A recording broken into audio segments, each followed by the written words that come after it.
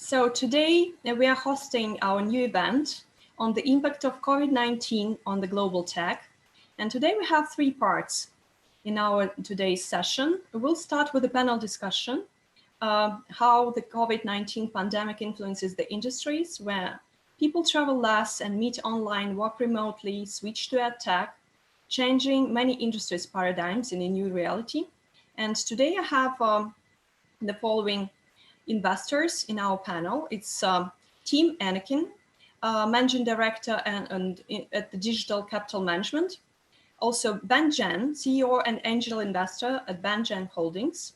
Tess Howe, VC founder and chairwoman at Tess Ventures. Ashton Edison, new broadcasters and interview host at Reuters Canada. And Nick Ayton, family office advisor, futurist, quantum computing global keynote. And afterwards, we will go to the pitch competition. We'll have four projects today who will also challenge and compete at the elevator pitch in front of the investors, followed by a Q&A. So I'll start our today's discussion with our panelists and first give the floor to each of them for a short introduction. Hello, Nick Ayton. Please introduce yourself and tell us a bit on your company. Hi, so I am a technologist. I've been around since the 70s. I own a number of businesses, including a crypto exchange, indeed. I'm making a TV miniseries about artificial intelligence as well. And I spend a lot of time helping founders perfect and polish their propositions and raise capital from not only family offices, but also the big tech funds. So I've been in tech for over 40 years, maybe 45 years, and I generate quite a lot of deal flow on both sides, both buy and sell. The question that we've been posed is interesting because, you know, we have pandemics, we have global crisis, and in my view, this is quite a useful, although it's bad, I should say, of course. But I think this is quite a useful rehearsal for what is probably going to happen in not too distant future when quantum computing meets artificial intelligence. I think it's going to catch us, it's going to blindside us and catch us all unawares. But the direct question is, you know, around this pandemic, well, my perspective, just for spending a minute on this, is that the plans that we had don't work.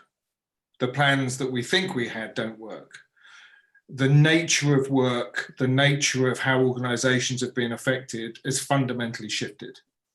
So we've gone from 100% of the people, maybe 95% of the people, sitting inside the safe infrastructure of the organization, the enterprise, to now most of those people sitting outside of the enterprise in an infrastructure that is completely inadequate. So the first thing you have to do with commerce when we're all doing remotely, we're all on Zoom, and I hope you're buying your Zoom share price, your shares, because the price is looking good. But the first thing that happens, of course, is that we're all working remotely. So the first problem we have is identifying who is at the end of that conversation, who is at the end of that transaction, who is out there. Is it somebody impersonating somebody? How do you identify 100% who that person is? So that's the first question. The second question is, having identified and validated the identity of the individual, ideally biometrically, how do you get information, decisions, transactions agreed and approved? Because technically you may not have a center. The C-level suite, the management team, the people making the decisions will be disparate. So the question remains is, how do you get a transaction? How do you get things done and validated? And what is the workflow and what is the sign-off process for getting business and commerce done given where we are? So those are the two fundamental questions that I have some ideas and answers, by the way, but those are some of the positions I would put out there in terms of how this pandemic is affecting commerce and what we have to think about. Thank you, Nick. Ben Jen, would you add on the new working behaviors and impact of security? Sorry, can you repeat that? Yeah, could you also comment on Nick's two questions, which he mentioned, and also the changing of working behaviors and impact on security? On the impact of security, okay.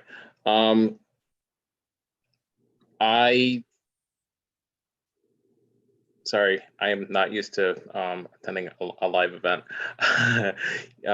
So I think from the impact of security perspective, I definitely think that,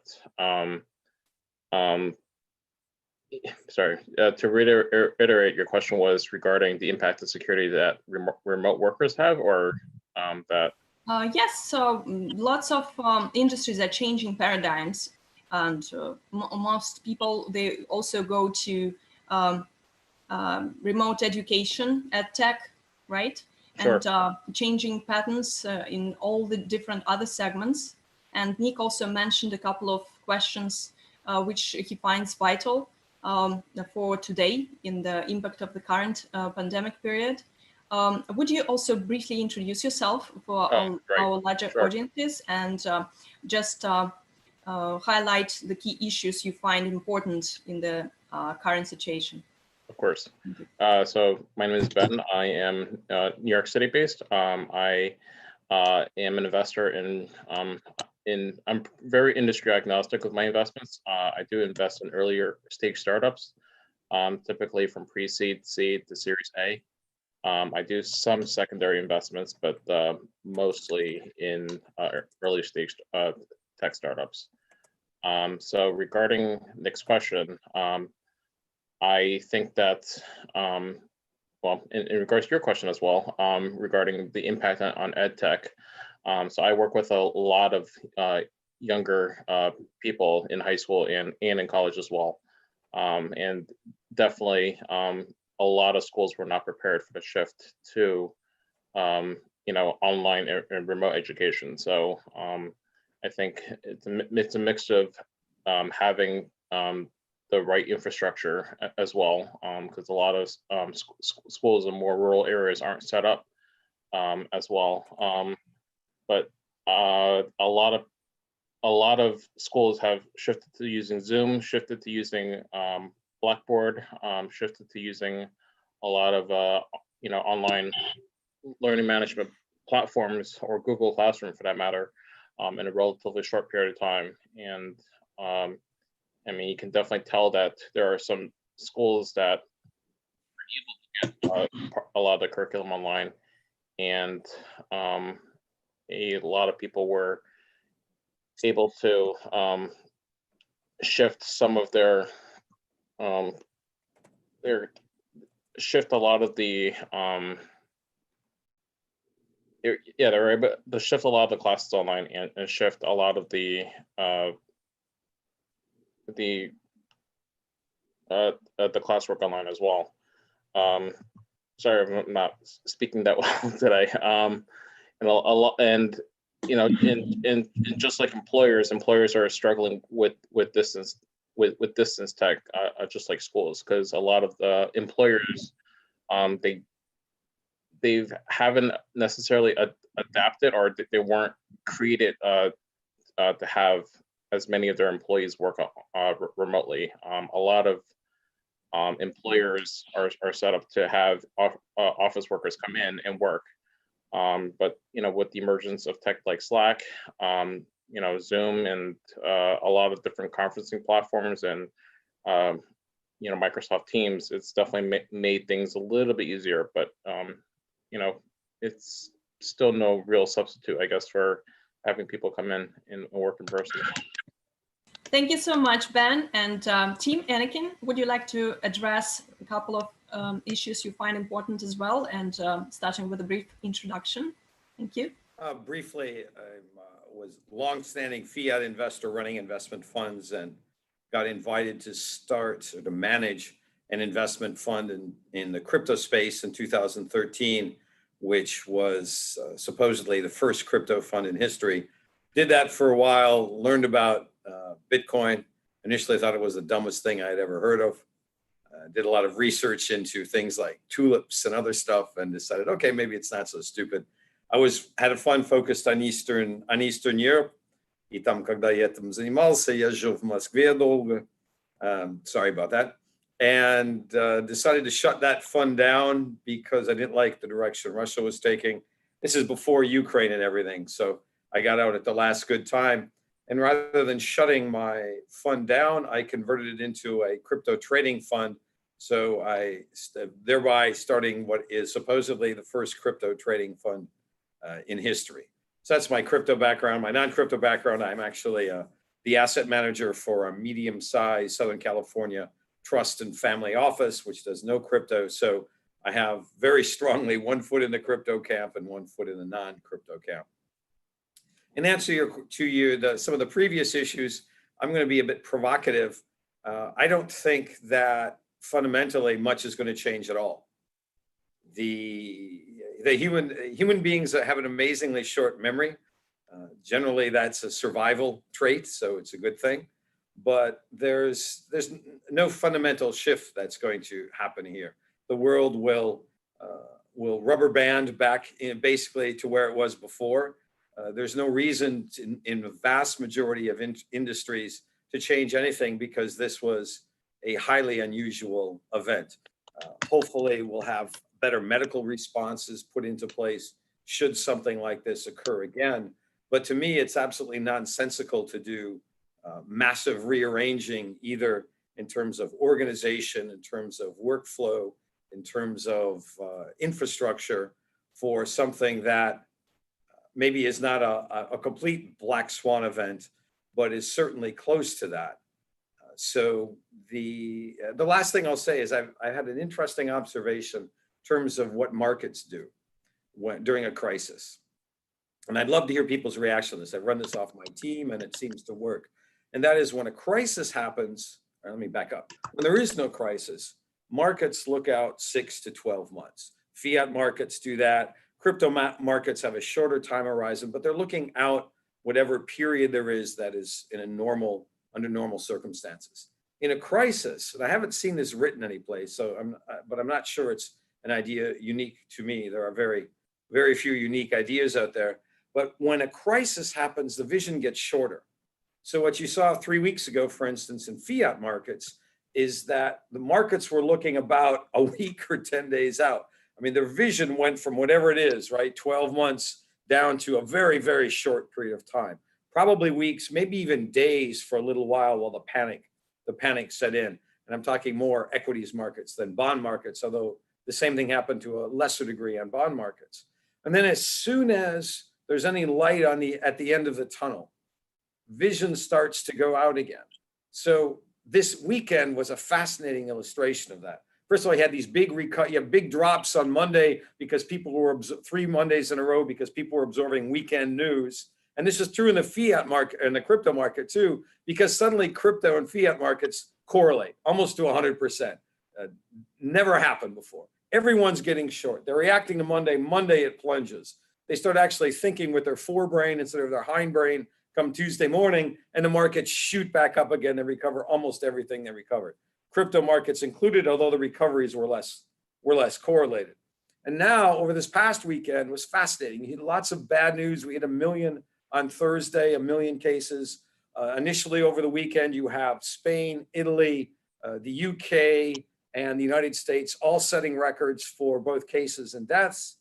And then suddenly, Mayor Cuomo, who's become, if this had happened 6 months ago, he'd be the Democratic nominee for president in the United States. Suddenly over the weekend, you have various countries hitting the top or getting closer to the top of the wave, at least the number of cases on Saturday, Sunday, and this morning in the US. So during the day already in Europe, where most of you are, I understand it, there's a decrease. There's still more cases, but it's not as many more as it was the day before, yesterday or the day before. So it looks like we're starting to arch over, and there's some great charts that illustrate this better than my lame words.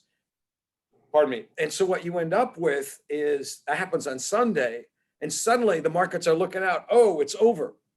So the vision of the markets has gone out from a couple of days. And if we're focused on a short period of time, and you're looking at Boris Johnson being hospitalized in the UK. He's the first and only head of state that's actually been hospitalized because of coronavirus. They'd be focusing on that. But because they now see light at the end of the tunnel, the focus is moving back out again. And to summarize, go back to what I initially said, I don't view this as what they call a secular change, a fundamental shift. This is an issue, a crisis that the world is working through. And if we prepare for the last crisis, we're not going to be ready for the next one anyway. There's no reason to fundamentally change how the world works here. And the last comment I would say is, given where we're all located, we'd be on Zoom anyway. Coronavirus has nothing to do with a lot of the remote communication. In my team, my office, virtually nothing has changed. And for most people, at certain levels, that's what it's going to be. And when the world winds up again, we're going to see a Q3 and a Q4 that are going to blow away what anyone expected to happen in those quarters. So a little bit controversial, perhaps, said a little bit more categorically than I might normally say for the sake of discussion, but I firmly believe the general theses that I just outlined.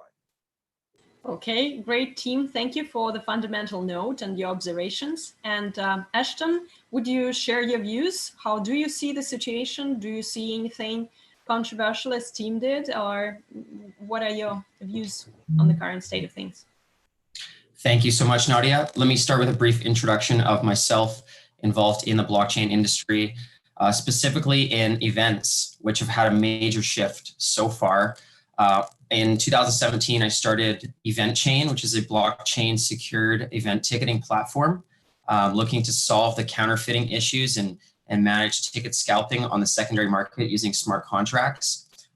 Prior to that, I had started the Crypto Coin Show, which is a media platform which gives a platform for startups and crypto companies to showcase their technology. And my YouTube channel, Crypto Coin Show, has about 500 different interviews on it right now, ranging from all different industries. And just to highlight into the event industry so far, and specifically in Europe, where travel between countries is so easy and there's so many conferences going on.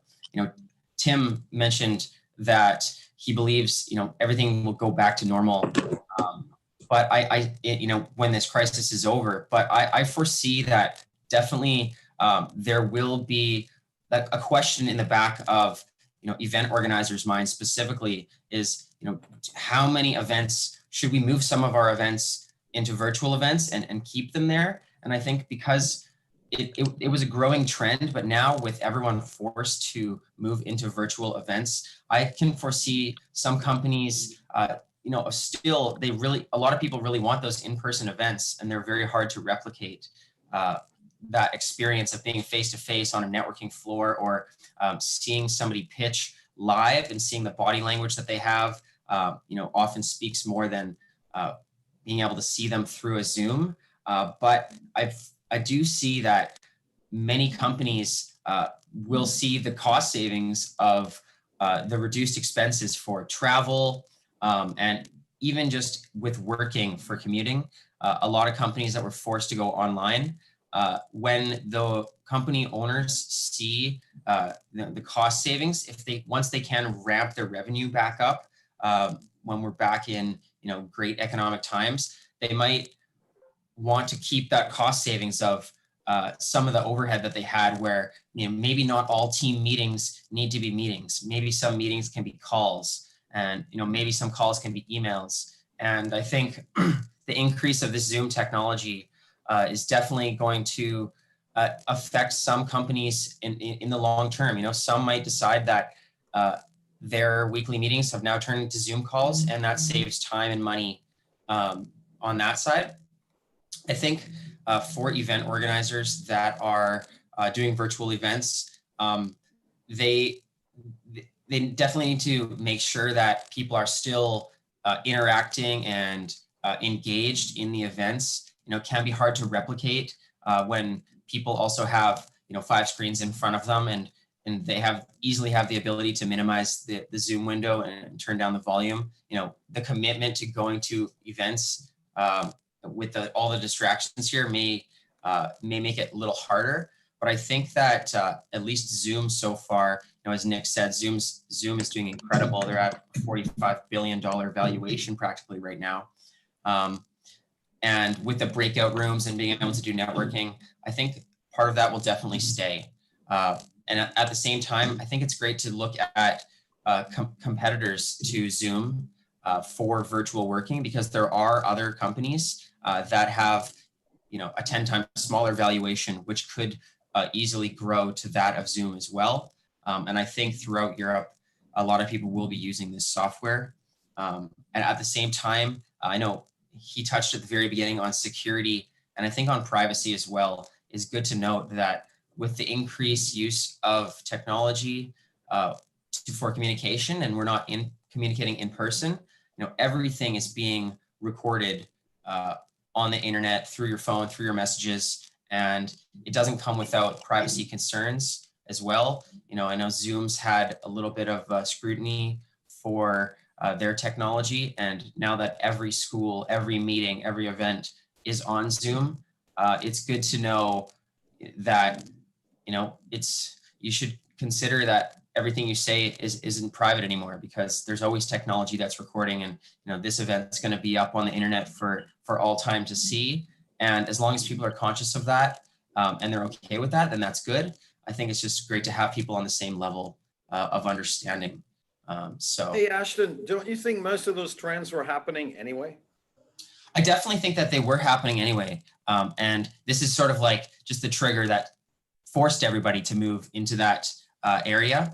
But it definitely accelerated it, right? And it could be for the better if people can maintain their efficiency and engagement, but increase the savings and have more time. I think that again, it's hard to replicate, for example, a school environment online because kids' attention span all of a sudden goes out the window when they're at home. But it could be for the better, and it definitely saving all of us, the time and money to fly, across continents to go to events. But at the same time, people want that, and I'm hoping that there are still great events, but there may be more great events, but also more virtual events where people can get information that they couldn't get before. Thank you, Ashton. And Tess, would you comment also on the shifts on the human behavior during these pandemic days? What do you find as an observation? Maybe you could share that as well with a brief introduction on yourself, Tess. Hi. Yes, absolutely. Thank you. Can you turn on your camera as well so that we could see you? Yes.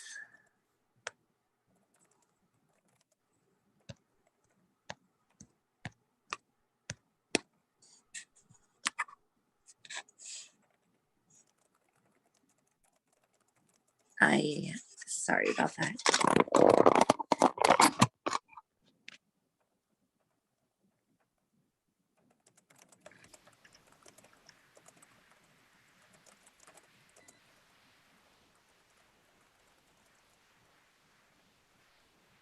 Nick, would you like to comment something in between while Tess is getting in contact with us?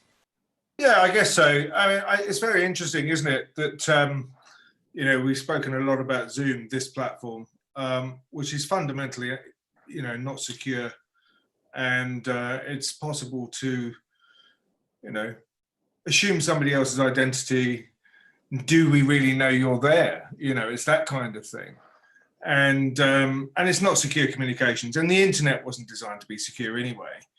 And my observations are really that I think Tim's right. I think it probably is a momentum that's already been taking place where people are moving to remote platforms. But that doesn't mean to say it's the right direction. It doesn't mean to say it works correctly, because it doesn't. And if you look further out, as I said before, this virus is not going to change much at all. It will disrupt industries, and it will, the weak ones will fail, survival of the fittest and all of that, which is not necessarily a good thing from a human point of view.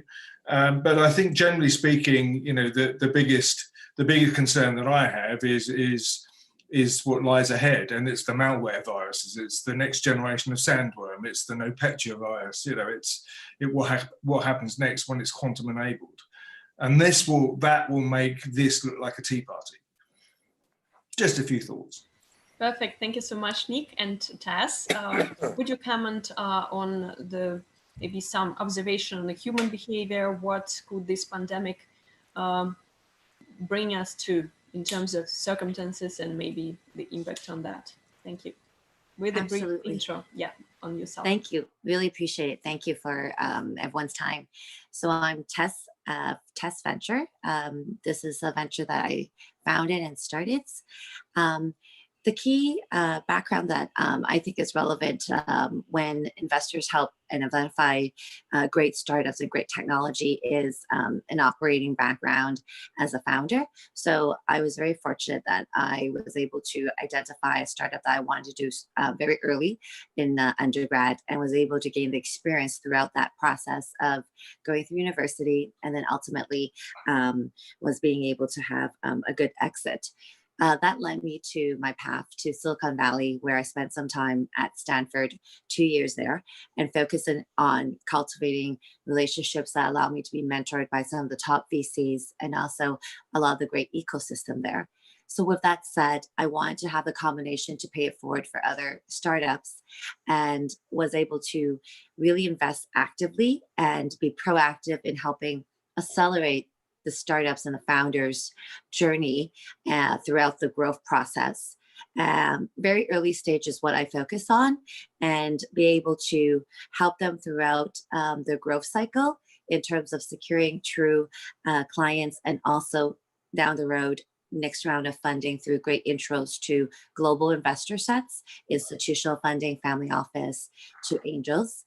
And then sometimes with acquisitions, I would love to be able to facilitate that, and have done that. So having said that, I identified in this unfortunate situation of this global pandemic, where I had the early insight because of a lot of my Chinese friends back in December and January.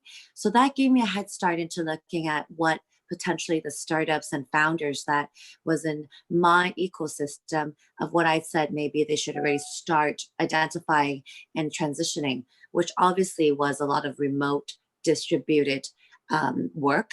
And combined with that is my background in blockchain and cryptocurrency the last 4 years. So having said that, relationship and people was fundamental to what my belief was. And I always have shared that people is the first component and the majority of what makes a company.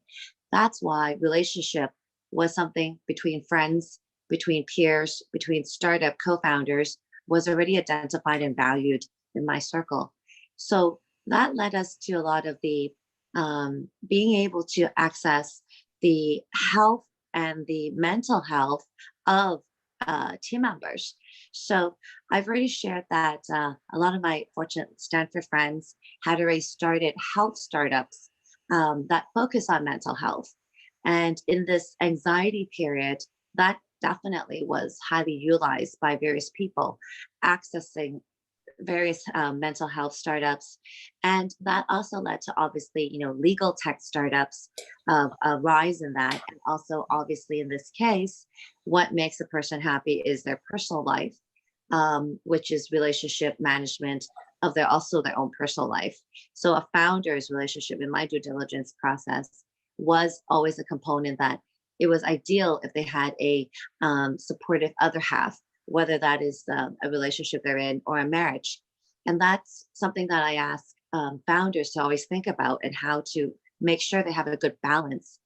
That's why various startups right now have been popping up that have been focusing more on legal tech startups, and also on mental health, and of course on relationship, which that process is making the relationship better, or really identifying where there's problems there, they should really fix it, which means stay together or speak candidly, authentically about it, and transition gracefully. So I definitely do see the rise of divorce startups happening, because there are some startups that actually can help manage that process remotely, educate it, and in a more less disruptive way of the traditional model, where a lot of the divorce lawyers who don't manage it well, actually take advantage of that very sensitive period.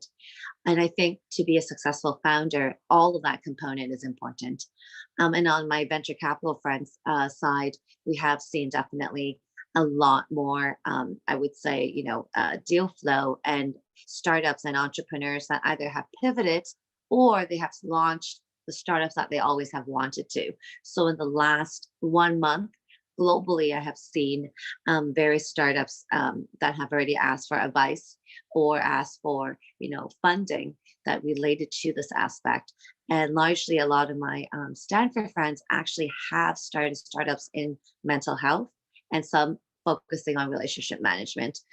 They've partnered up with Stanford professors and have been already having a good database of definitely startup individuals that understand technology can be used to achieve that gap, and hopefully having the access of our cell phone in our back pocket actually does make it more easier for them to access help when they do feel that anxiety or that frustration in the relationship or in the in the actual environment and market, which actually is a lot easier than the traditional model of accessing a couple relationship management individual or a marriage counselor that you have to book and plan ahead.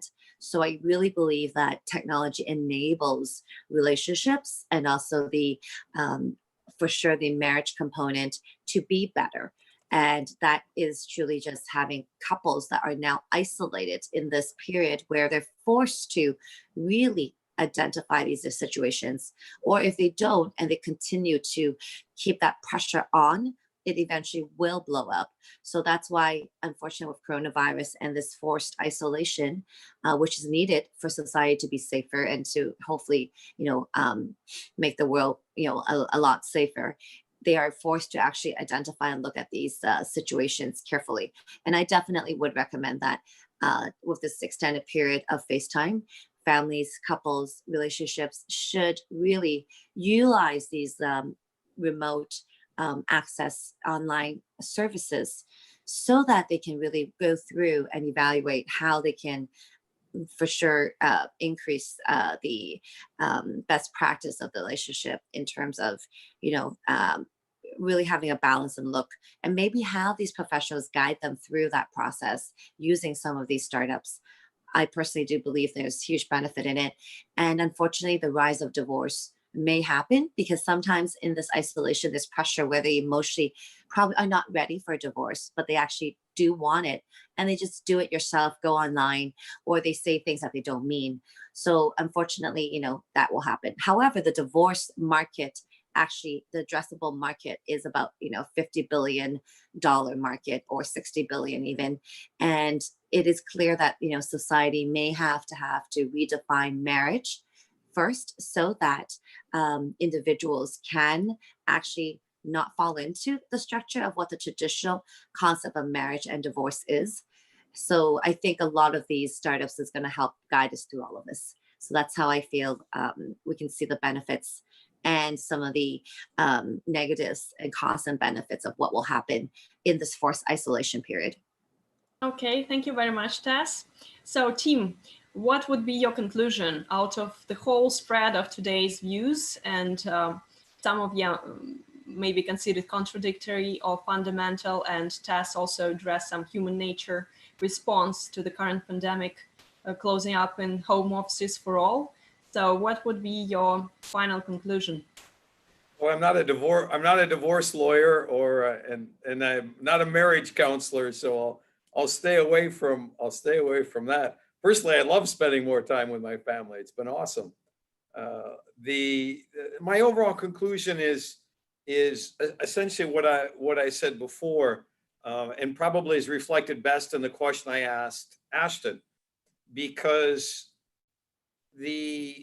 some of the trends, the only thing, let me back up a second, sorry. The only real impact, lasting impact, and one could argue whether it's much of an impact at all, that the coronavirus is going to have, or rather the reaction to the coronavirus is going to have, is to accelerate certain trends that were taking place already. Take a look at employment, right? The retail is getting decimated. Well, retail's been getting decimated for the last 6 years, right? Who's hiring? Amazon is hiring 100,000. I'm sorry to be US centric here, but the numbers are more dramatic in the US, partly because it's the largest economy in the world, and partly because it's integrated. The EU is bigger, but it's not nearly as well integrated.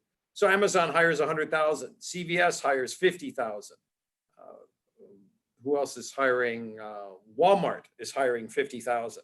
So you're seeing 200,000 workers in the space of a month going away from certain pieces of the economy where gig meets the road, let's say, pun intended, with Lyft and Uber, to the more online-centric business models.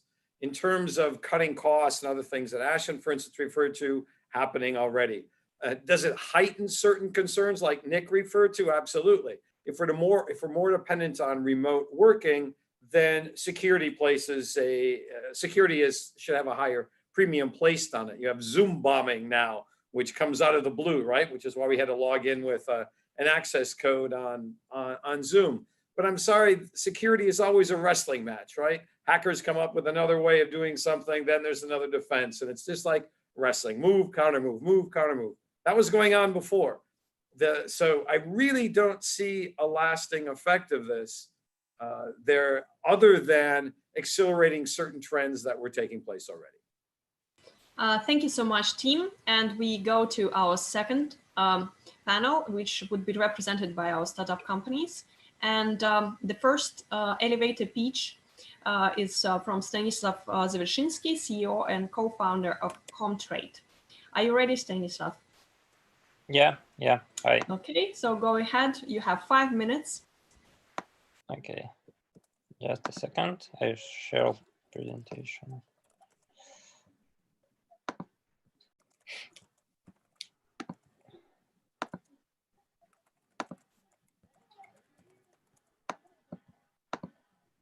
Just a second.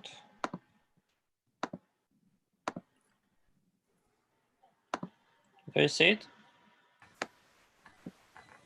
Yes, perfectly. Okay. You can Cool. go ahead with the full screen mode and with a brief introduction. Okay. Hi, we are Comtrade, and we are already save a lot of money per month for plastic trader. My name is Tas. I'm co-founder of Comtrade, and we are B2B software for raw material traders. It takes seconds to buy a simple thing like a pen, but to produce it and produce many other plastic things around us, companies need to buy and deliver polymers and spend over 40 hours of employees' work time on this process every day. Why? Because the deals and shipments of raw material process are a mess. We came from polymer trading industry. How this process look like in our company, how this process look like in company of our colleagues, and in other 30K US polymers traders. When we had to buy and deliver polymers to manufacturing, we had to grab the phone, open Excel tables, send tons of documents by emails, and go to meetings. This is how traders are doing business, and this is ineffective for us and for our colleagues. We're tired of it, and we created Comtrade, such solution that cuts over 25% of employees' ineffective work time by automating, tracking, and streamline workflows between the contractors.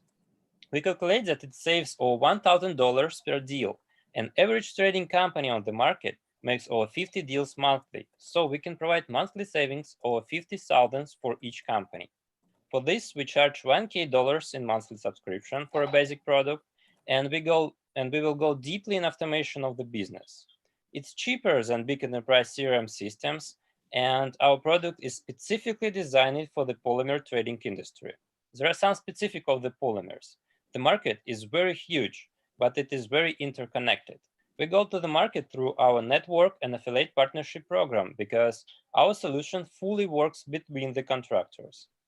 Now, after New York Acceleration Program, we are finalizing a pilot with Plastic Trader, and in the next few months, we will onboard customers from ready pipeline of companies.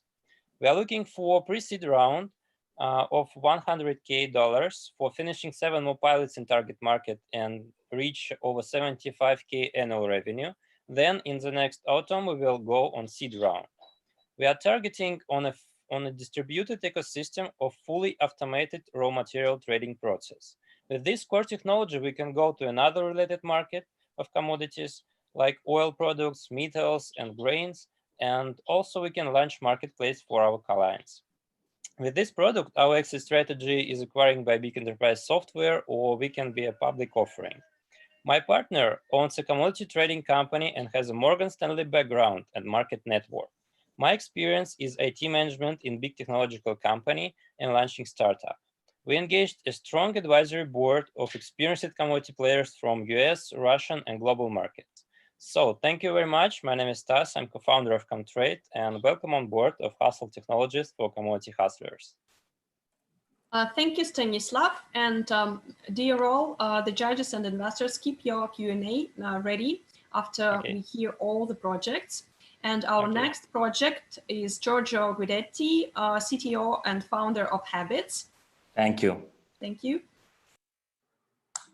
All right. Do you see my screen? Yes. Okay. So, Yes, hi, everyone.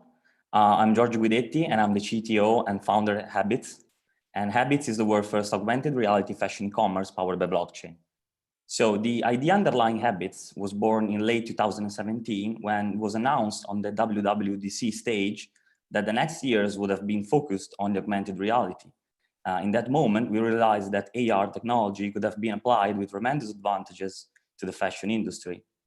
In the meantime, the blockchain technology was disrupting industry, and we understood that with a combination of the two, we could craft a solution to solve the fashion industry main issues. But what are the three main problems which are preventing the fashion industry to grow even further? To us, they are sluggish conversion rates, rising customer acquisition costs, and too many expensive returns. So what is Habits? Habits, how does it solve these problems? Thanks to our application for trying fashion accessories, our smart mirror for trying apparel, and our admin panel for managing your presence on the Habits fashion store. So let's go through them one by one. The Habits app will allow users to try on in real time every kind of fashion accessory, such as sunglasses, hats, earrings, watches, sneakers. Because it allows users to explore and try on accessories whenever they are, the Habits app virtually replaces the physical store, reducing brand needs to invest in retail. So thanks to AR technology, we plan to reduce returns and simultaneously boost conversion rates. Thanks to our admin panel, fashion brands can register remotely, upload the 3D models of their creation, and start selling. If they do not have 3D models, we offer a dedicated service for 3D model creation. As you can see on this slide, using a 3D model not only enables users to try them through AR, but enormously streamlines the product listing process. Brands sell the product through Habits and ship the orders directly. So this way, Habits do not need to have a warehouse and just keeps a fee on the order. But what about blockchain? At Habits, we figured out that advertising a fashion product through traditional platform was highly inefficient, as in each step, we were losing more than 90% of our potential customer. Furthermore, the overproduction has made the fashion industry the second largest polluting industry, and fashion counterfeiting has become an industry on its own. So at Habits, we have created our HBX token that allows fashion brands to launch ad campaigns and obtain guaranteed augmented reality try-ons. 3D models upload will also require HBX, which in turn means that each product upload and evolution will be certified on the blockchain. So the simple formula equals to 1 HBX token, 1 guaranteed try-on. And each time a real customer tries on the sponsored product, our smart contract activates. This means that if a brand spends a token, someone actually did try on the product through augmented reality. In fact, investing in an advertising campaign in the Habits ecosystem could be an extremely advantageous alternative to a physical retail investment. At Habits, the protagonist of the brand fashion campaign is directly the potential customer. The HBX tokens also enables fashion brands to start pre-sale campaigns on accessories that haven't been produced yet, just using the 3D model. This way, we are able to fight overproduction and provide our brand a more stable customer acquisition process. The accessory segment is just a niche to test the AR technology application in the fashion industry. Upon successful feedback in this pilot market, we plan to expand into apparel beyond the boundaries of the accessories business with the launch of our flagship product, which is the Habits Mirror, which is currently in proof of concept phase. Our mirror is planned both for B2B markets such as showrooms and retail stores, and for B2C in the very, very, very distant future, making Habits one of the first company to have a physical store inside people's houses. So currently we are rolling out our iOS beta of the Habits app, where you can try sunglasses, hats, and earrings, which are real products obtained by our commercial efforts. More prototype will be added in the next months. And we are also planning to pre-sell our HBX token through an IO event. And we are actively looking for funds to complete the development of and launch of our app within Q4 2020. If you want to try out our iOS only beta, please contact me. Thank you for your time. I hope you enjoyed our product. Thank you so much, Giorgio. And I pass on the floor to Ian Friend, co-founder of Ferrum Network, also with a small introduction on the company. Yes, hello everybody. Give me a second here. I'm just sharing my screen. Yeah, so my name is Ian. I'm the co-founder of Ferrum Network. Ferrum Network is making digital currencies easy for everyday people. So, yeah, I know a lot of you are in the technology space. Some of you are even in the crypto space. I don't know the last time you tried to send money overseas the traditional way through banks, but it's a real pain. We recently had to send money to our lawyer overseas a few months ago. It takes days, and the fees are, I think we paid 30% fees or something outrageous. So we do most of our work in Tether, Bitcoin, Ethereum. Obviously, it's a better way to send money around. So my co-founder and I thought, why is this not catching on? Why are people not actually using digital currencies other than to speculate on the price? For the most part, I don't want to say only, but for the most part, that's all we've been doing for the past 10 or so years. And we realized, look, from the standpoint of the lawyer who we sent the money to, she's not tech savvy. She's from an older generation. She's not going to be comfortable sending money. She's not going to be comfortable sending money to a string of letters and numbers to a wallet address.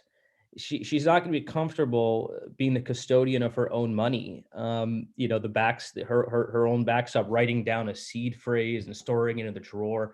I mean, if we can't solve these fundamental problems, we're just going to be speculating on price chart. No one's going to use this stuff other than the really technical or people who are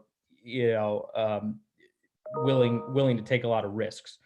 So we wanted to go back to the drawing board and build a product that was extremely user-friendly, that really allows you to send money easier than a Venmo, that takes the risks away from the end user with different layers of security, and so you don't have to be concerned about your seed phrase, losing your seed phrase or getting hacked.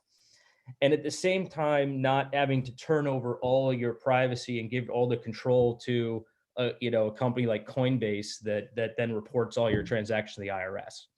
So we built a wallet that solved these problems, and I'll get into the product features in a moment. But the wallet address, like the crypto market as a whole, is growing. And it's projected to grow manyfold over the next few years. And I think maybe the coronavirus pandemic and the financial fallout from that may accelerate that trend. I think it will. The vast majority, I say vast majority, but a large segment of users still just use Coinbase. But there really is no wallet that is a fiat to crypto gateway that also provides the user complete control in a user-friendly way that removes some of the risks for them. So there's really no mobile non-custodial wallet for new users. And so this is what we've built. We're sort of calling it the global cash app. It has a number of proprietary technologies behind it. The one I'm most excited about is something we're calling link drops.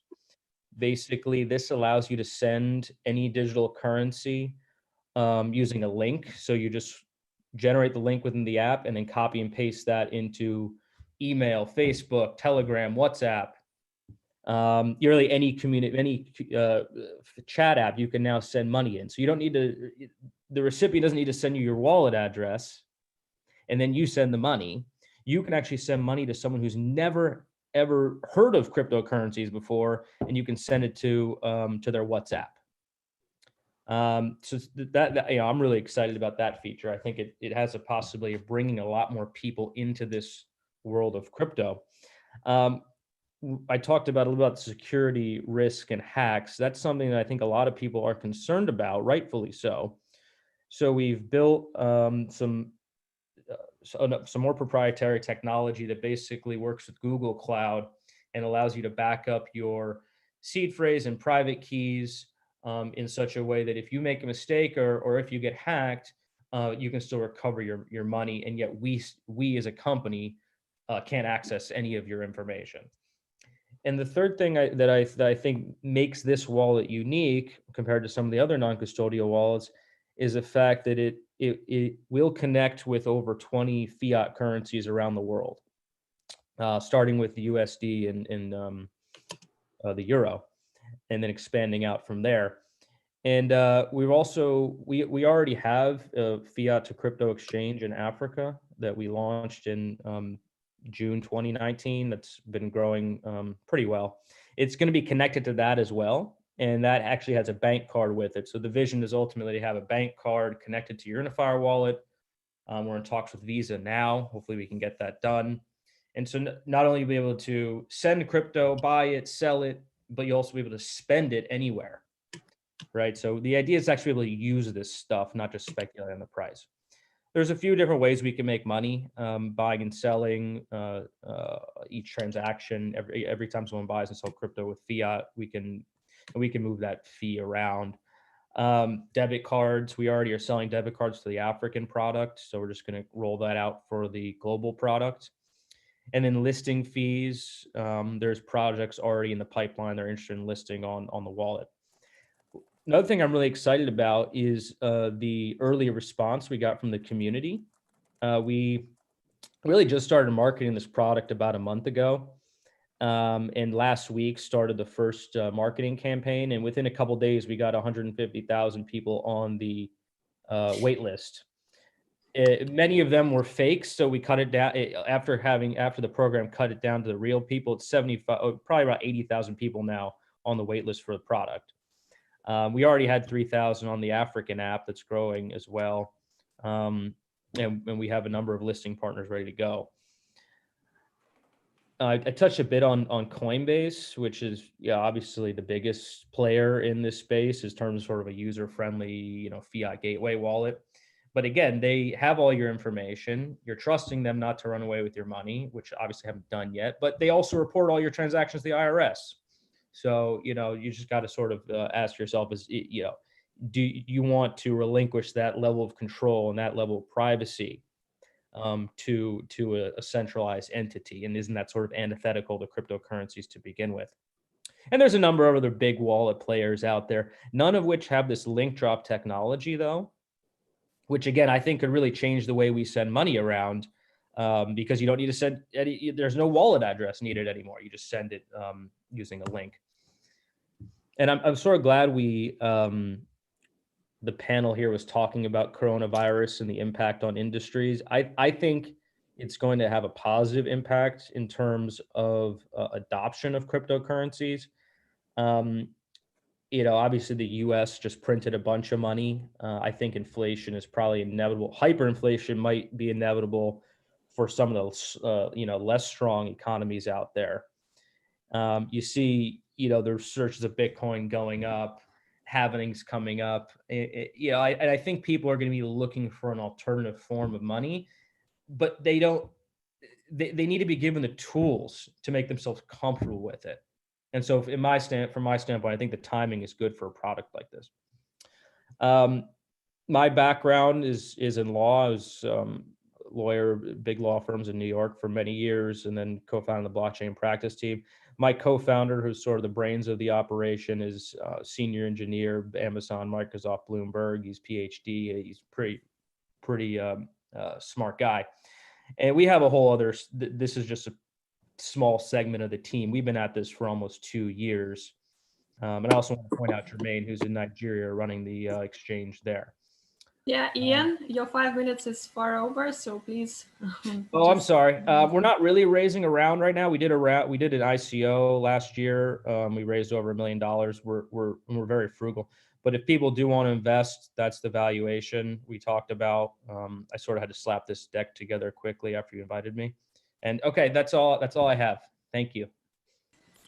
Thank you so much, Ian. And we have one more project, which is represented by Alexander Costa. He is the CTO of UZIS ecosystem. Alexander, please join. Thank you, Nadia. Pleased to meet you all. So I'm going to explain a little bit about UZIT. UZIT's main goal is to build an online community using several products inside one single platform. So our platform, I'm going to share here, is already developed, as we did with success a private sale. So our main product, blockchain, games, markets, and social. We are targeting here to build an online community and using a referral program, so everyone gets benefits whenever something does an action on the platform. So if you make an ad on UZ Social, you get always, the members are always connected and receive always a percentage of the ads, everyone that has Zitcoins. So I'm going to show you a little bit of the platform. Here is our developed platform. As you can see, we have all the products in one single platform. We have the network, the exchange, the games, the market, and the social, as well as chat functionality. So we're just trying to integrate things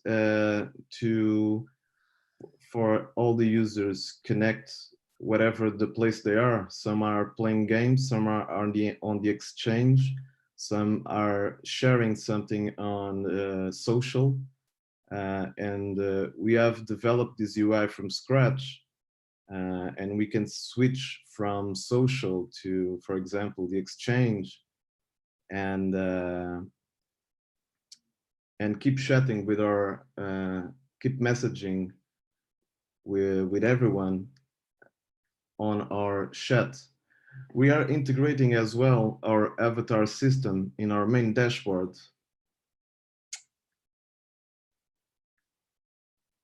So we are trying to introduce as well a gamification on the platform.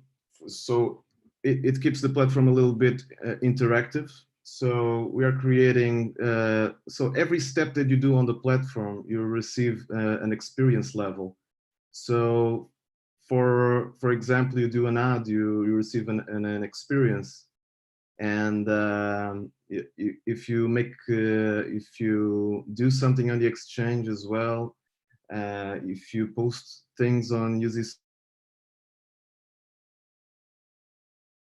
you get coins as well to upgrade your avatar. So we are doing all of this while sharing revenue for everyone. So this, for example, on the UZ exchange, if you have over 1,000 zits, that it's ERC20 token, you get a 50% discount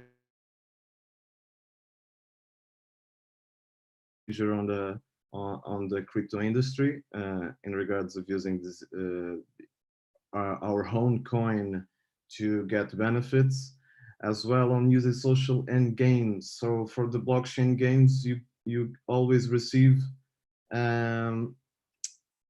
commissions on the house winnings. So this is we wanted to do an online community, and our main difficulty was because online communities are really hard to get, and get a really strong number there to keep everyone inside the platform. So that's why we created several products in one single platform. This way we can grow, and that's why our main strategy being the referral program and having benefits by referring friends will be the option, the best option for us. So people can come in, and in a sustainable referral program, this is just a basic referral. You get people to try and test the platform, basically.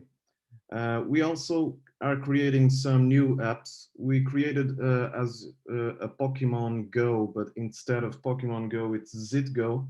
So it's another thing that we built as a product. So ZitGo, it's catch coins in real life instead of Pokemons. It's already available on the App Store, Apple, and Google Play, as well the Zit wallet, where you can store all your currency, and it's connected. So your login in the platform will be the login for every single thing that we have. So the exchange coins that you have in our platform, when you log in on Zit Wallet, it's the same login. You just have to register once, and then everyone can use everything that it's available online.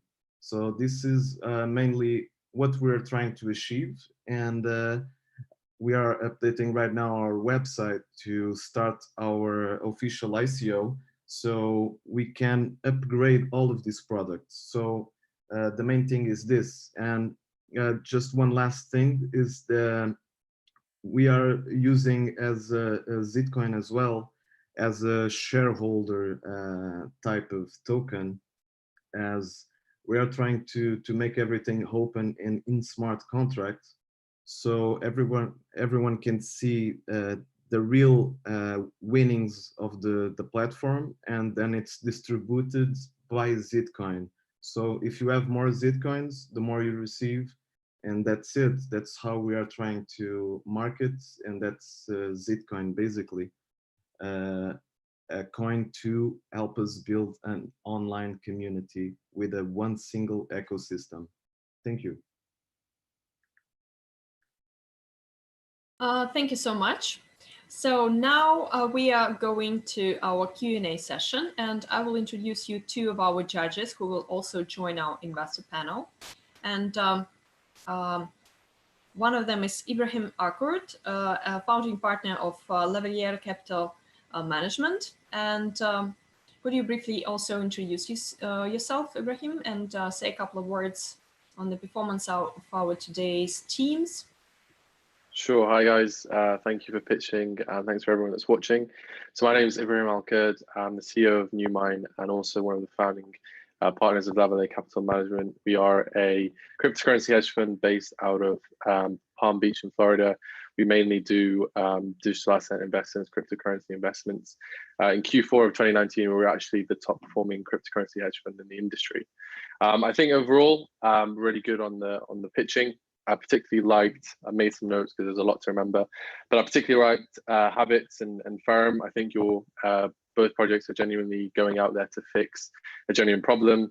You know, with regards to the retail industry, I hate shopping. I think a lot of people don't really like it. And I think the problem with shopping is that there isn't enough technology in it. So it's a very laborious and difficult process. So trying to tackle that is definitely great. The points that Firm hit on, the fact that right now there is not enough adoption of cryptocurrency because it's difficult for the average person to access. You know, for me, I find it very easy, but that's because I've been in the industry now for 5 years. I probably had some difficulties 5 years ago. I did have some difficulties, you know, getting into it. So I think both projects have a genuine need. But what I'd say to all of the projects that I've pitched today is you need to provide a genuine value proposition if you're going to be offering a utility token. Don't just offer a utility token that's not going to be useful, because you're going to do bad by your investors and you're going to not be able to raise future rounds. I think that part of the reason that a lot of the cryptocurrency projects, the ICO ones, have failed is because they didn't provide a genuine useful utility for their tokens. And that's why we're seeing more of an interest in securitized tokens. So that's kind of my overall view. I think that, you know, some of the things we talked about, that the world is moving through, is going through a digital direction, right? The internet is 30 years old, but it's caused such a massive impact on our society, and it's going to continue to do so. And you know, what we'll find is that within the next decade, remote work is going to become more and more popular. In the last 10 years in the US, remote workers have gone up by 90%. We're going to see a similar trend in the next 10 years. It's going to increase even more. So I think that this pandemic is definitely highlighting that you know, people have to start learning to work a bit more remotely, because there are a lot of advantages to having a decentralized teams. One of them being that you can hire some of the best people from all over the world without needing to be restricted by people that are within your city. So yeah, those are kind of my initial thoughts, and I'll pass back to you, Nadia. Thank you so much, Ibrahim. And I pass the floor also to Maher Chebo, Senior Executive Chief Commercial of Innovation Center Digital Energy GE Power. Also to introduce yourself in a couple of words and represent your views on the elevator pitches about today's participants. Thank you. Yeah, hi. Thanks for the presentations. I think all presenters had a good pitch. Good effort was put on the explanation of the offer, and then explaining why is that innovative. There is innovation in every one of them. I like the fashion as well, because it speaks to everyone. It's simple. However, I was lacking at the end the evaluation of the business behind it. The market, yes, is huge. We know that everybody is shopping. But there was no numbers at the end to explain how we could address the market and how much business we could make out of it. The one that I have seen very complete, and actually probably because Ian Friend took more time than the others, is the Firm network. There is a market, particularly with what's going on today and the COVID and the trillion of dollars that the US, for example, is issuing. There is thinking about the inflation and what's going on in the world, and what the European Union also is doing, what every country is doing with this crisis, which touched about 180 countries in the world. And if you have like a technology which can make it simpler to involve everyone, and makes it simpler as well for the emerging countries, and could be an alternative and could be more stable than the normal currency, I think that could be interesting to explore. Now, of course, the blockchain is not a straightforward technology. Of course, we need to dig more and see the overall offering here and how attractive is that. But the numbers that were presented showed that there was 75,000 on the waiting list. So I think it's worth looking with what's going on in the world today, worth looking at this and exploring a bit more.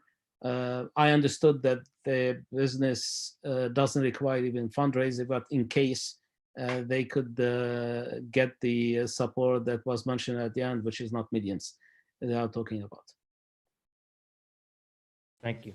Thank you so much. Yes. Who would like to also, while all the judges are filling in their evaluation forms, maybe Tim, would you like to say a couple of words about the pitch session? Do you have any questions or maybe brief input on the performance of our today's panelists? I do, actually. Okay, Ben, take a floor. Sure. So I did have, well, so I do see a lot of startups. I do Sorry, I'm unmuted. Go ahead. My apologies. I said I do see a lot of startups, and I have seen variations of everyone's startups in some form today, and like especially the most recent one on the I guess the Pokemon Go for collecting coins. I don't see what business model there is. I mean, aside from someone just downloading coins or getting coins, you know, what is the actual value? Why would people download this, and what, I guess, what value do the coins have? It doesn't sound like the coins have any real value, aside from people you know, tossing money at it in a pyramid scheme like fashion.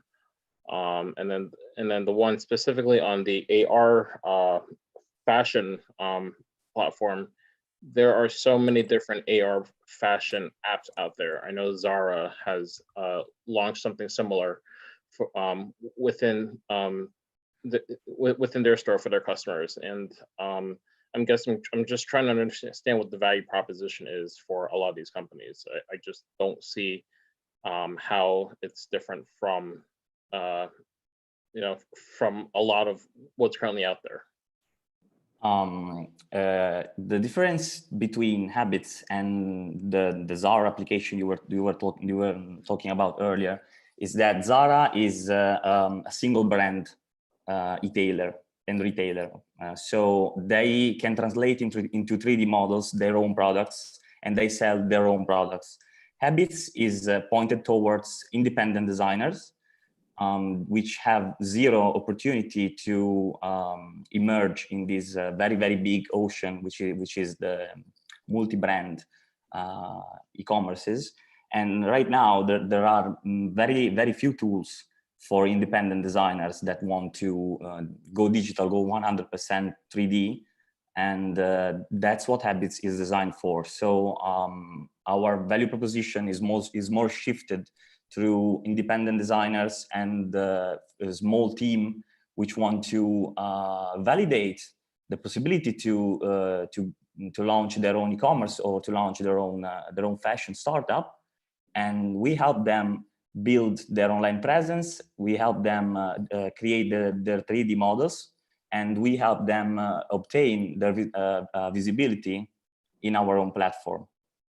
So that is the difference between, for example, what is Gucci doing or what is Zara doing. They are single brands, so they already have the base, they already have their application, and they're selling only their products.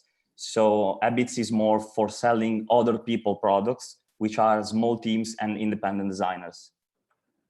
Okay, thank you so much, Giorgio. And Ibrahim, he also had a question to Ian.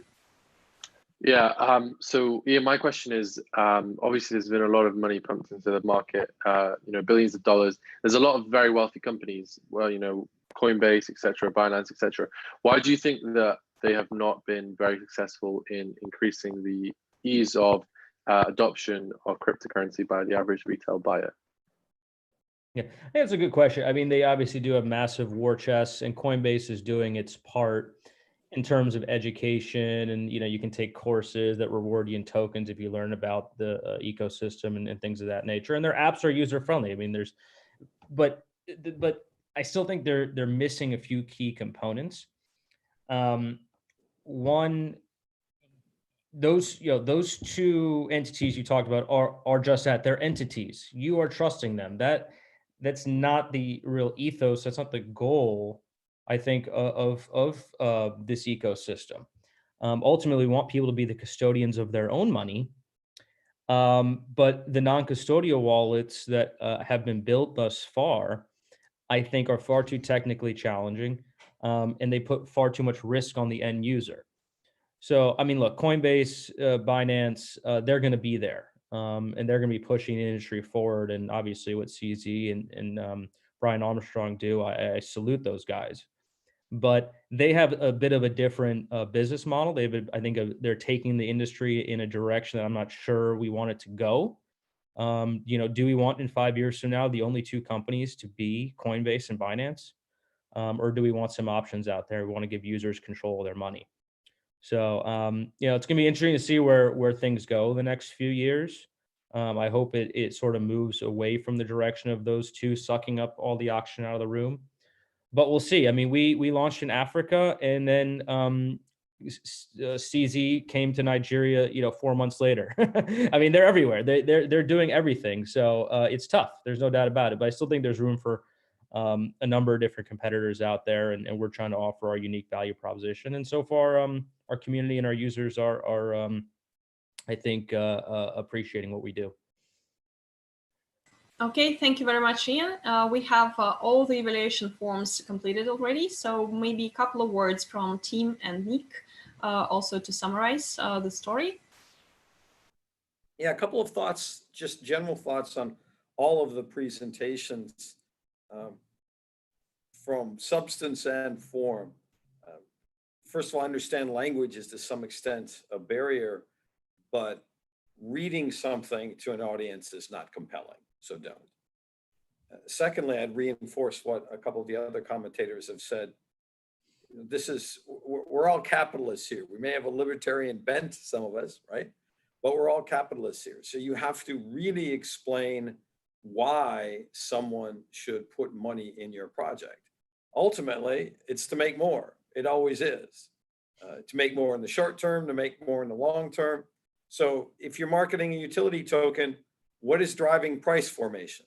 I wrote an article about 2 years ago now on the 7 drivers of price formation in ICOs. ICOs are obviously dead, but the concepts, the principles remain, mainly because I took most of those 7 points from investing in fiat, doing seed, VC, and PE investing in the fiat space, which I've done a lot of.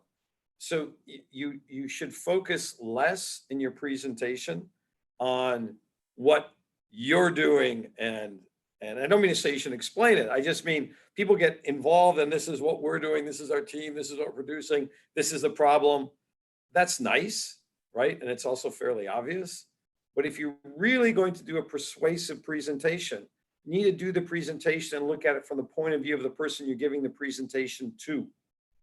And too many people, most people, almost everyone in the startup community focuses on themselves too much. And honestly, it's not just true of the startup community, but that's what I really noticed in these presentations. Someone said, I just threw this together. Even if that's true, never admit that, right? I mean, you need to focus, you need to look professional, because you're making a first impression on all of us. You only get one chance to make a first impression, as the aphorism goes. Remember that. So as a general rule, focus on your presentations more from the standpoint of what the recipient, the listener, wants and is expecting, and less on yourself. Thank you so much, Tim. And Nick, a couple of words from you. Yeah, I think that's a good summary, Tim, actually. So I'm not going to repeat any of that. Individually, I raised quite a lot of capital for a number of supply chain plays. So Comtrade, I think you're missing some fundamental tricks of the trade here. You know, supply chain is all about removing friction, time, cost. And yeah, supply chain is it's a native, natural area for blockchain. And I didn't hear it mentioned too much, if at all. Retail, again, the biggest business case here is what I hear is returns. I mean, Amazon's returns 50 billion a year, and would you believe? In my family businesses, we have a retail arm, an online fashion, and the bugbear is returns. But there's a lot of people doing avatar-based stuff, 4K.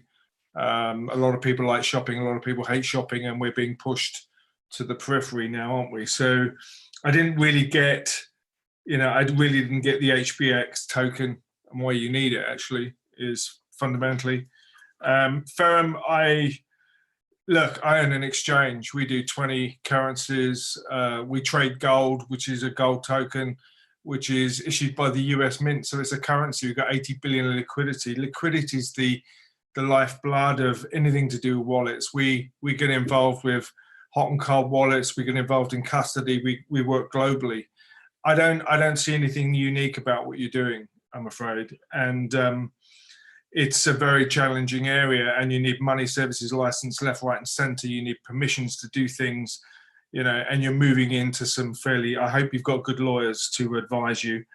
And then the last one, I didn't understand, to be honest. Maybe it's because I'm an old guy, but I just didn't understand what problem are solving? Why are you doing it?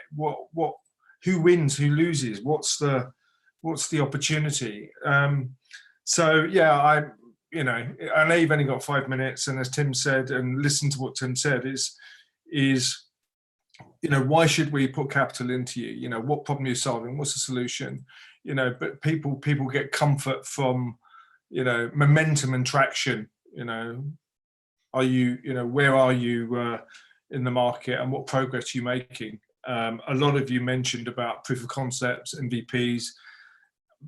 As investors, I don't want to invest in a software development program. It's too risky. I want to invest in a project. I'll give you an example. So my business partner and I invested in a business called Sweatcoin. Sweatcoin is a utility token, free download app. It rewards you for walking to the pub. It's got 75 million users in 3 years. And it's a voucher system, and it's a very clear business case. I own Sweatcoins. I walk the dog and can spend them on the Nike store and get some cheap trainers. There you go. Keep it simple. That's it. Thank you very much, Nick. And we have just a couple of minutes. So maybe Ashton and Tess, could you also share your views? Ashton, could you start? Yes, thank you so much, Nadia. Thank you to the speakers with what limited time you had. I'll try to not take up too much of your time and repeat what Tim said, but I really wanted to emphasize the fact that having an understandable, defensible intellectual property, and what makes your application different than competitors, and something that you can back up with either a patent or some kind of intellectual property is definitely key. And also just the specific integration into the traditional industry. How are you specifically integrating that's going to allow users to majorly adopt? With Comtrade, it seemed sort of, pardon me, seems sort of promising, but I'd like to see on the integration process, what is the pilot? What are the first commodities that are coming on, and how efficient has that actually worked once we get past the concept stage? With Habits, I thought, AR is definitely a great opportunity. I was uncertain about the token model, and seeing the, a try-on, I would expect more for the token model to be integrated either with something to do with discounts or with the actual purchasing process rather than a try-on. And I think maybe narrowing down more of the augmented reality to a feature that you can sell to something like Amazon or a multi-retailer, because of course, everyone's using Amazon because it delivers super fast, the margins are super great, and the prices are great. So it's very hard to compete with somebody like that, or Etsy, for example, if you're going to more boutique designers or on the artist side.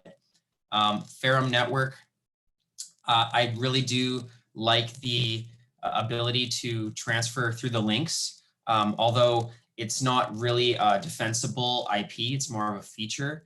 There are many competitors, FIO and Unstoppable Domains. I know FIO is already doing integrations with Binance and cryptocurrency exchanges. So to see how you could overtake those guys would be great. And I'm interested more in how the developed countries would be able to adopt this technology. I know it's very easy for people that aren't using the traditional banking systems in Africa to jump on, but how is this going to get the everyday users in North America to start trading currencies? That would be my question for them. And the Uzith platform, it was definitely way too busy, too many things. They really need to focus on one of the projects, right? It's hard to run a cryptocurrency exchange and a game and a social network when those are all different businesses. So they really need to hone down and narrow down the application, I think, because there are competitors in all of those industries. So that narrowing that focus would be great. And otherwise, great job with the time that you guys had. Thank you so much, Ashton. And Tess, could you also briefly outline all the projects in just a couple of minutes? Thank you. Your mic is off. Tess, could you please? Yeah, thanks. Hi, yes, thank you. So in the interest of time, I'm just going to keep it short. I agree with a lot of the great points that the other judges have shared. I think I hope everyone took good notes on those.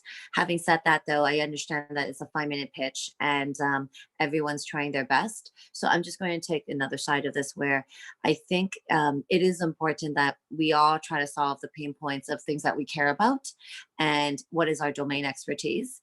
In this scenario, I think each team, I'm sure each founder tried their best, and iteration is most important. So I think the next time, with all the great feedback, everyone will do a great job.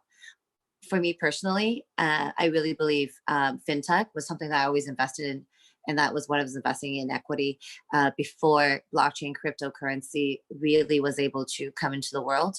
So 4 years ago, blockchain and crypto was my key focus as soon as it became more evident, and I knew a lot of the leaders within the ecosystem that was able to validate this.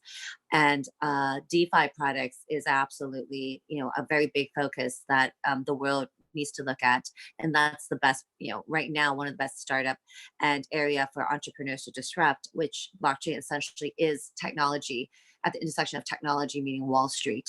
So that's why I think all the projects, it was a good attempt. All the judges, what they have said is very relevant. I think I'll just highlight for Ferrum Network.